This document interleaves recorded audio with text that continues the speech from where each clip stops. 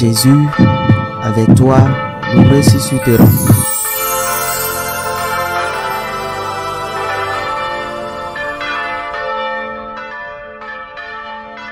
En ce temps-là, Jésus se manifesta encore aux disciples sur le bord de la mer de Tibériade, et voici comment.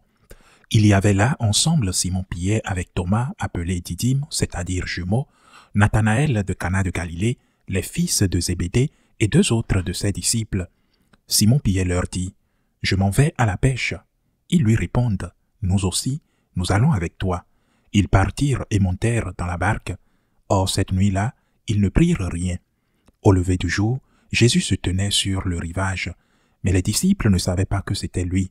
Il leur dit, « Les enfants, auriez-vous quelque chose à manger ?»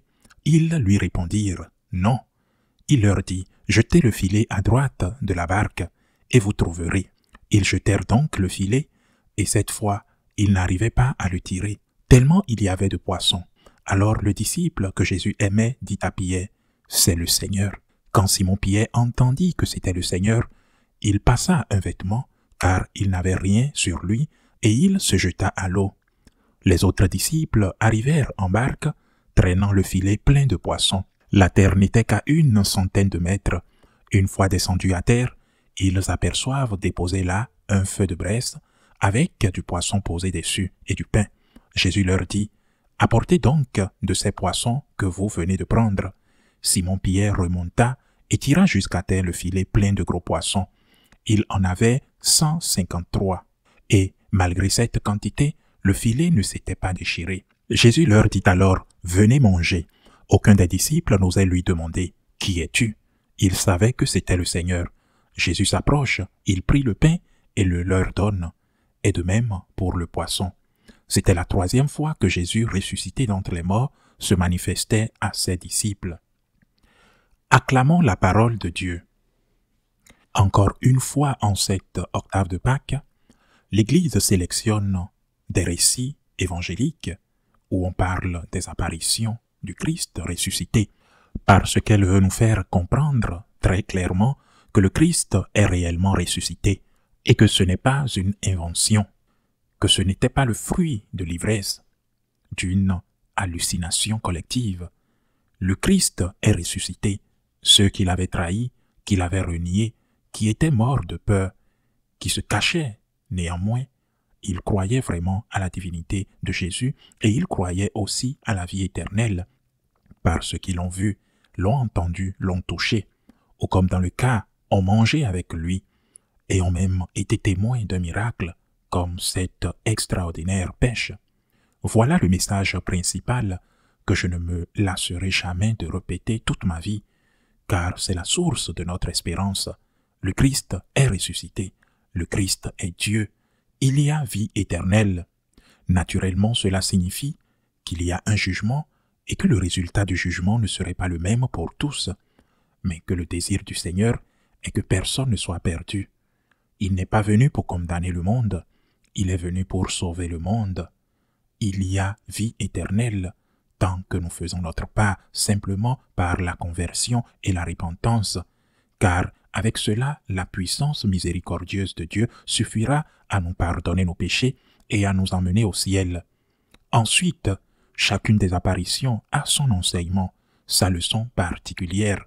Premièrement, dans ce groupe qui était là, que l'apôtre Saint Jean, l'un des personnes présentes, mentionné dans l'Évangile, mais Jean n'était pas le seul. Il y avait l'apôtre Saint Pierre, qui était pêcheur, et les frères Zébédée, Jean, Jacques, tous deux qui étaient pêcheurs. Mais on dit également qu'il y avait Thomas, Saint Thomas, qui n'était pas pêcheur, Nathanaël, qui était d'une ville un peu à l'intérieur des terres de Canaan de Galilée. Lui n'était pas pêcheur non plus. Et il dit qu'il y avait 2 autres disciples. Nous ne savons pas s'ils étaient pêcheurs ou non. Quand Simon-Pierre dit « Je vais pêcher », la chose normale aurait été que ceux qui n'étaient pas pêcheurs disent « Comme c'est votre métier et que nous autres, nous ne sommes pas pêcheurs, nous allons partir chez nous. » Mais cela n'a pas été le cas. Que faisaient les autres qui n'étaient pas pêcheurs dans la barque? C'est une belle question. Puisqu'ils ne savaient pas pêcher, que faisaient-ils dans le bateau? Il ne s'agissait pas que de backboat, mais de bateaux de pêche relativement petits. Il y a ici un geste d'amour, on pourrait dire de solidarité. Mais il est beaucoup plus authentique de parler d'amour et d'amour réciproque. Encore une fois, là où il y a l'amour, là est notre Dieu. Là où deux ou plusieurs sont unis en mon nom, là je suis au milieu d'eux. Là où il y a l'amour, là est Dieu. Et là où il n'y a pas d'amour, là est le diable. Nous devons nous en convaincre. Là où il y a l'amour, là où il y a le pardon, là où il y a l'aide, là où il y a espace, possibilité pour l'autre en tant que frère, là est Dieu. Là où il n'y a pas toutes ces choses que je viens de citer, là n'est pas Dieu. Cette maison où règne l'amour, cette communauté où règne l'amour, cette paroisse où règne l'amour, là est Dieu. Dans le cas contraire, ce serait l'enfer. Et nous savons très bien qu'il serait très heureux de vivre dans ce milieu-là. Bien sûr, le diable. Deuxième leçon de ce fragment de l'Évangile que nous venons de lire aujourd'hui. Une pêche miraculeuse. Pourquoi? Au moins 3 d'entre eux étaient des pêcheurs professionnels. Pierre, Jacques, Jean. Et ils pêchaient dans ce lac depuis des années.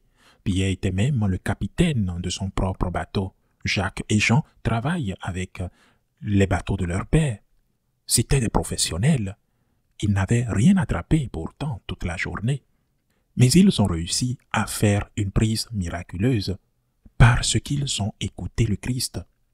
Et nous, en retour, nous devons continuellement nous efforcer à faire la même chose.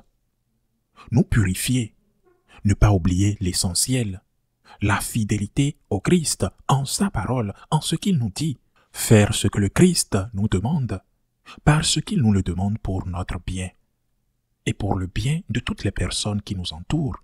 Hier, j'ai lu quelques déclarations de celui qui était, jusqu'à récemment, l'archevêque de Madrid, ma ville natale, Monseigneur Osoro, le cardinal Osoro.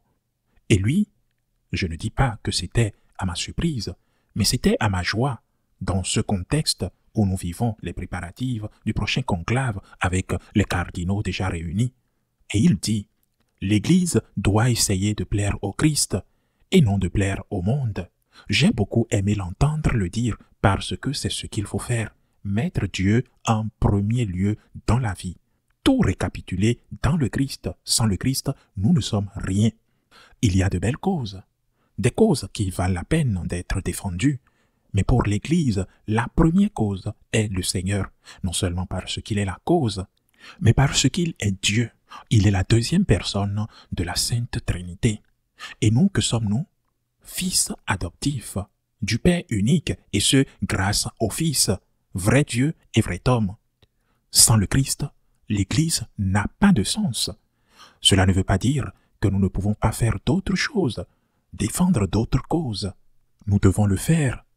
Par exemple, défendre la vie depuis la conception jusqu'à la mort naturelle.